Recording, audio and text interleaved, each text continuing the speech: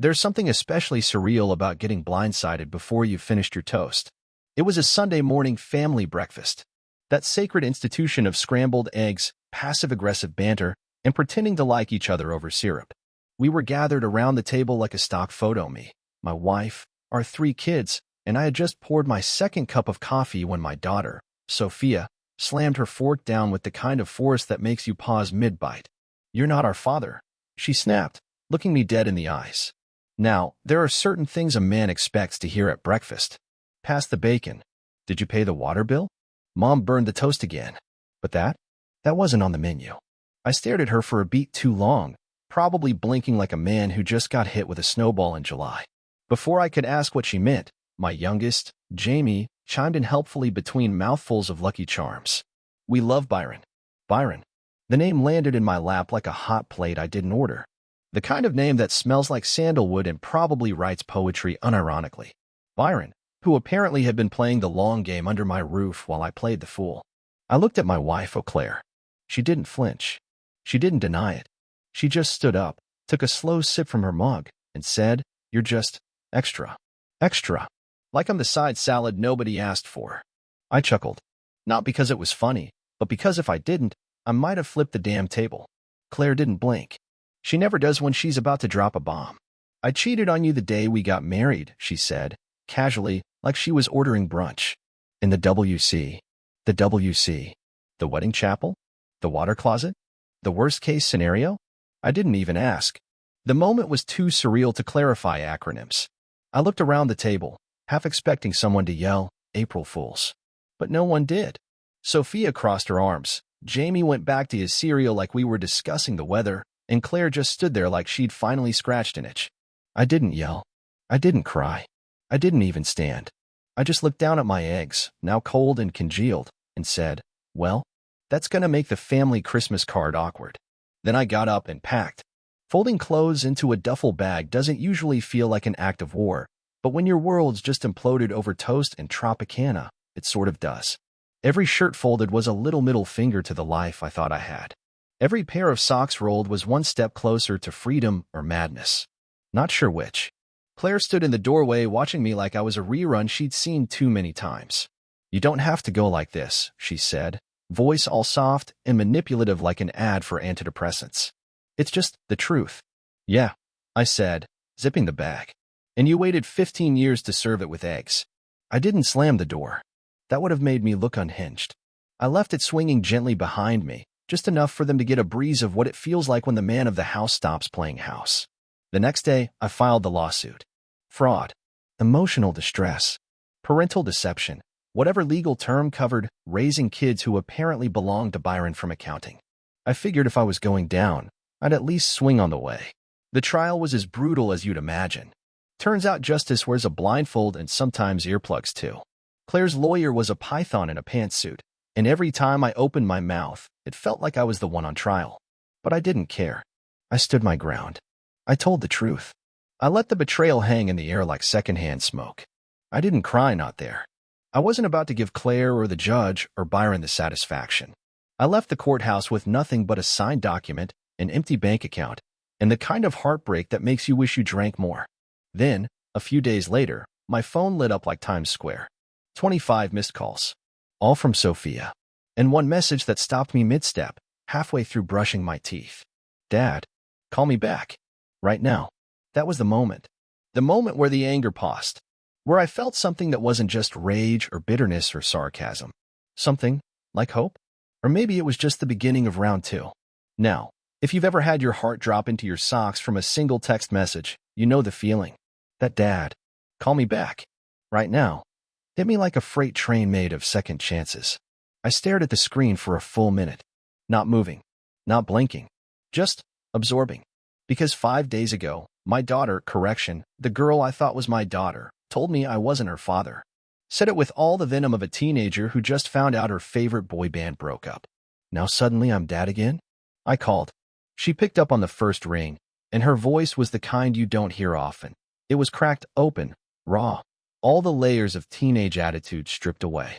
"Dad," she breathed. "I'm so sorry. You know what's cruel? When the words you've wanted to hear finally show up, but they arrived too late to fix what's broken. I didn't say anything. I couldn't. My throat was doing that thing where it forgets how to function.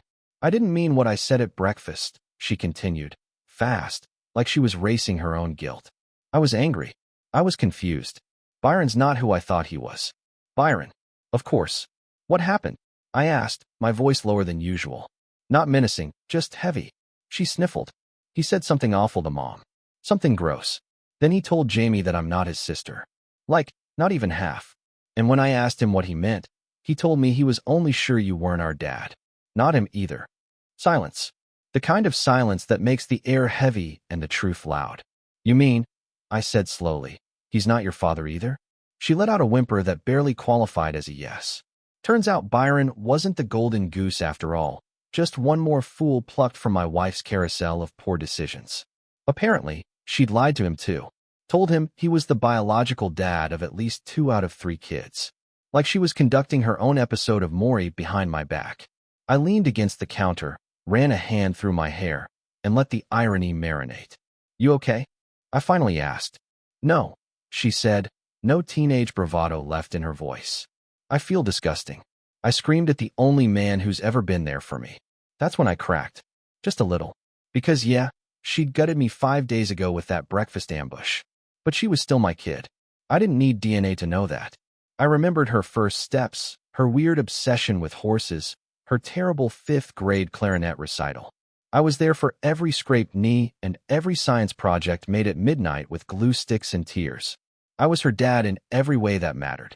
I'm coming to get you, I said. But Mom, I'm not asking.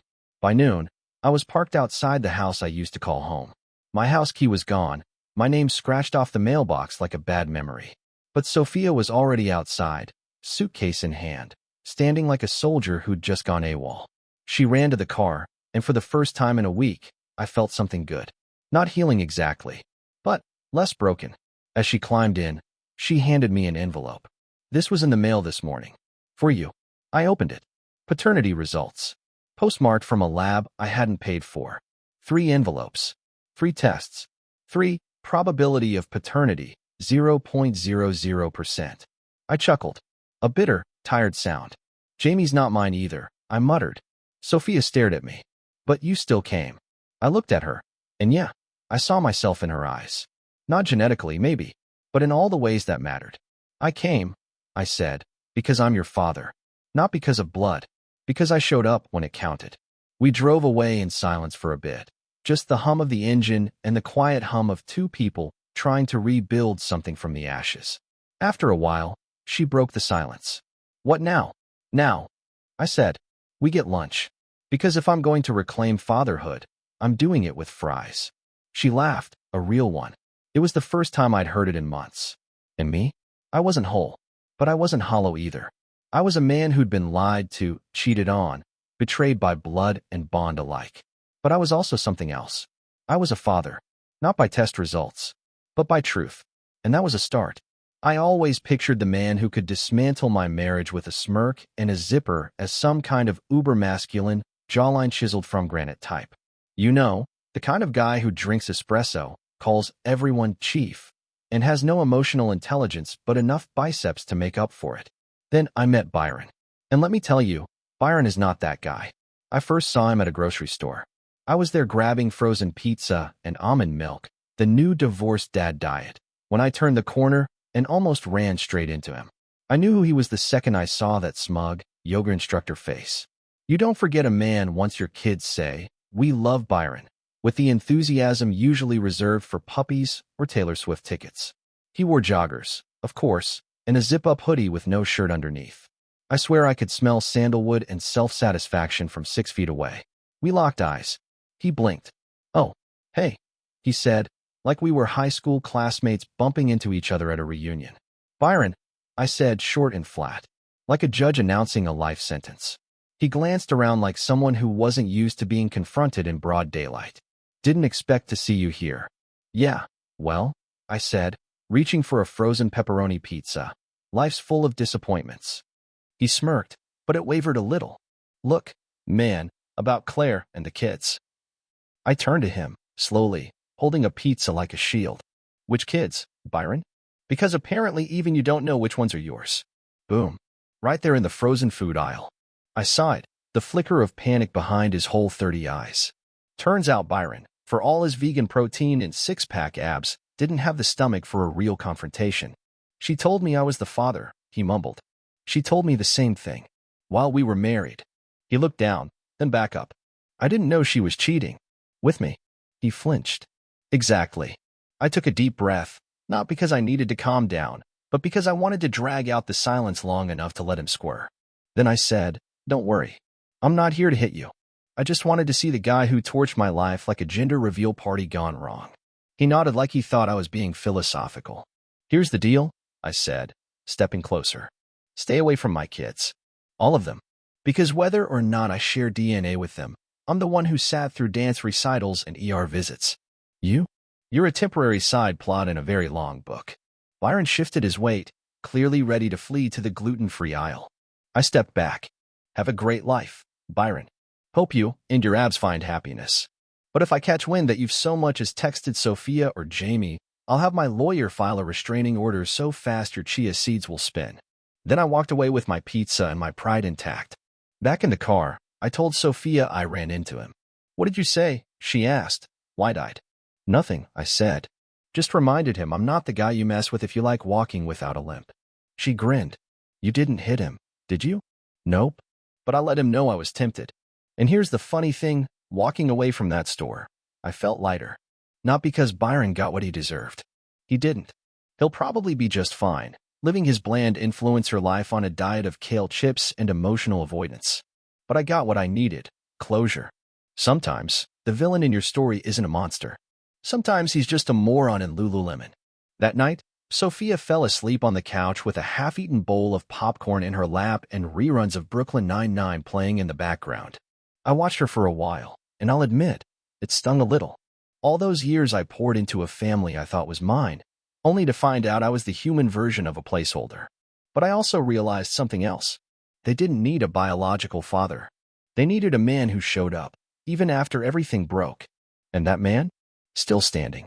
3 days after the grocery aisle showdown, my phone buzzed. Not a call. A text. That's how Claire operates, cowardice in 160 characters. "We need to talk. Please come by this evening. No drama. Just talk." Now, there are 3 kinds of "we need to talk" text from an ex. The "I'm sorry" ambush. The "I want something set up." The surprise, "you're actually the father of a 4th child" curveball. I wasn't in the mood for any of them. But curiosity has a funny way of grabbing you by the collar and dragging you back into the burning building you barely escaped. So I went. Claire opened the door wearing an oversized sweater like it was armor. Hair up. No makeup. The look said, "I want to seem sincere, but not so sincere that it looks like I'm trying." "Hey," she said. I nodded.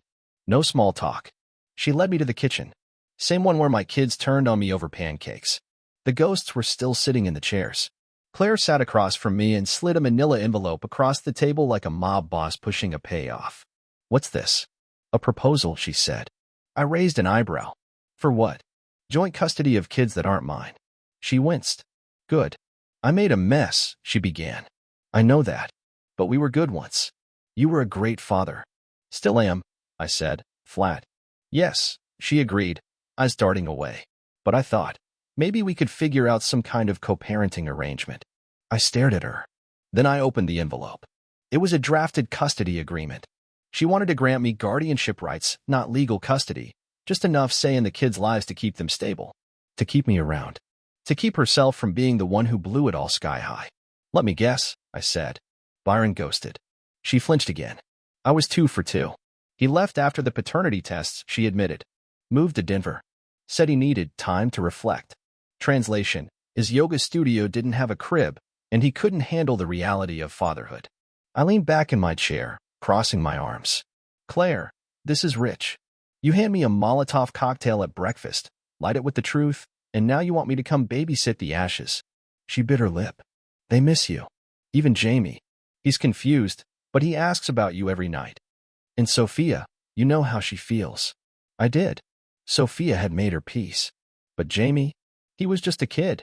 And my middle child, Ryan, he hadn't said a word to me since the trial. Claire kept going. "I want to make it right." I looked her dead in the eye. You don't want to make it right. You want to make it manageable. There's a difference. She opened her mouth, then closed it. I could practically see the calculations behind her eyes. So, is that a no? She said softly. I picked up the envelope, thumbed the edge, and let out a long breath. I'll think about it, I said. Then I stood. But before I left, I paused in the doorway and turned back. Claire, let me give you a piece of advice. When you build your life on lies, don't act surprised when the roof caves in. Then I walked out. Sophia was waiting in my apartment when I got back. How'd it go? She asked. About how you'd expect. She's offering half-truths wrapped in guilt. She's good at that, Sophia muttered. I sat down beside her. She's trying to keep me in your lives. Maybe for the wrong reasons. But the result could be right. She looked at me. What do you want? Now there's a question I hadn't let myself answer. Did I want back in? Did I want to co-parent 3 kids who technically weren't mine? Did I want to play house again with a woman who treated faithfulness like a suggestion? No. But I did want to be their father. Not Claire's husband. Not Byron's cleanup crew. Not some footnote in the court documents. I wanted to be the guy who showed up to band concerts and soccer games. The one who said no when it was easier to say yes. The one they called at 3 a.m. because the world was falling apart and they knew I'd answer. I want to be your dad, I told her. She nodded, biting her lip. Then maybe you should sign it. Not for her. For us. I looked down at the envelope again. And for the first time in weeks, I didn't feel powerless. I felt like a man taking back his story. Ryan hadn't said a word to me since the trial. Not a text. Not a call. Not even one of those sarcastic eye rolls he used to toss at me when I told a dad joke too close to his friends. The silence wasn't just loud, it was tactical. Precision cut. Like he was using it as a scalpel to remove me from his life. So yeah, I was hesitant when Sophia said, Ryan wants to see you. I blinked. Are you sure you don't mean Claire wants Ryan to see me? She shook her head. He called me. Said he wants to meet you. Alone. That stopped me cold. Not because I was scared of what he'd say, but because I was scared of what he wouldn't. We met at the park near the old school neutral ground. The same place I used to teach him how to ride a bike. The same hill he once rolled down into a bush and emerged with a bloody nose and a smile, proud of his war wounds. Now he stood taller than me, hoodie on, hands stuffed deep in his pockets. 17 going on stone-faced. I walked up slow. Hey, kid. He didn't reply. Just looked at the ground for a second, then back at me. Did you know? The question hit me like a slap. Not because of what he asked, but how he asked. Calm. Measured. Like a detective already suspicious of the answer. I shook my head. No, I didn't. He studied me like a lie detector. Not even a little? Ryan, I spent every year believing I was your dad. No doubt. No hesitation. Every Christmas, every argument, every math test, we lived life like I was the real thing. He blinked, once. So when you found out? It broke me, I admitted. But not because you weren't mine. It broke me because someone made a mockery of what we had. And I didn't want you to be a part of that wreckage. He nodded slowly, then looked up at me, jaw tight. I heard Mom crying. After the trial, she said she ruined everything. That she pushed you away because you were too good. That being loved that hard scared her. I didn't know what to say to that. So I said nothing.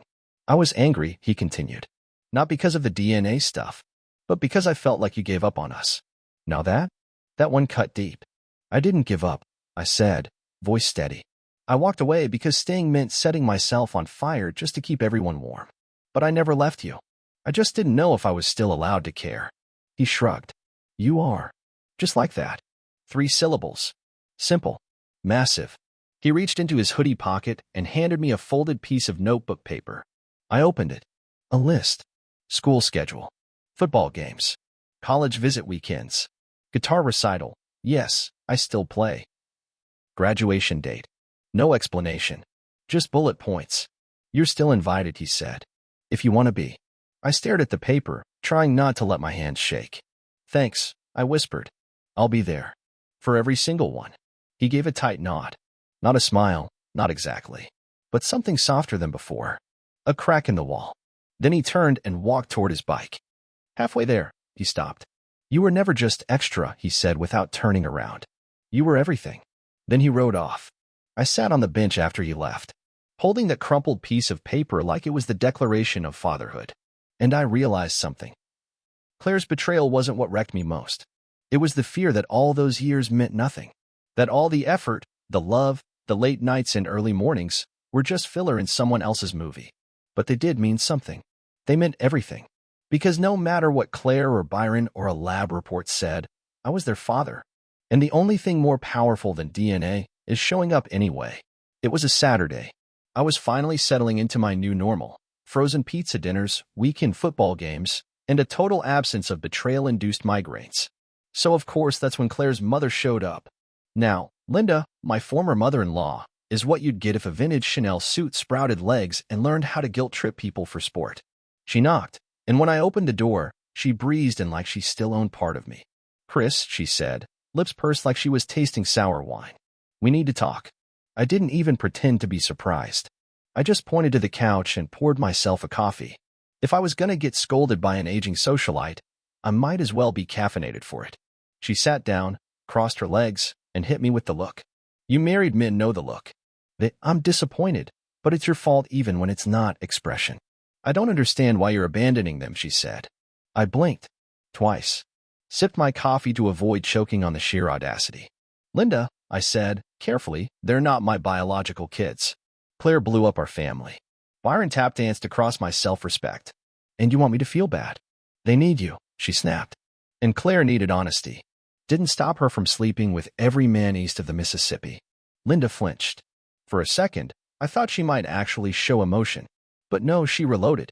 You're punishing innocent children. I leaned back, looked her dead in the eye. No, Linda, I'm choosing myself. Something Claire could have learned about 20 lies ago. She stared at me, mouth slightly open, as if no one had ever dared talk back before. Then, without another word, she stood, adjusted her designer scarf, and left. No apology. No acknowledgement. Just silence. And honestly, it was the sweetest sound I'd heard in months. 2 weeks later, a letter arrived. Handwritten. Sloppy cursive. My name on the envelope. Dad. I sat down, bracing myself, torn between hope and the certainty that life only handed out broken glass these days. Inside. Asterisk, Dear Dad. I'm sorry it took me so long to say this. None of this was your fault. You were there when I cried after failing math. You cheered louder than anyone when I scored my first goal. You stayed up all night with me when I was sick. You taught me how to drive without killing anyone, barely. DNA doesn't matter. Love does. You are, and always will be, my real dad. I love you. Sophia. Asterisk. I sat there, the letter trembling in my hand. Not because I was weak. Because for the first time since that breakfast bombshell, I realized something simple. I won. Not in court. Not in money.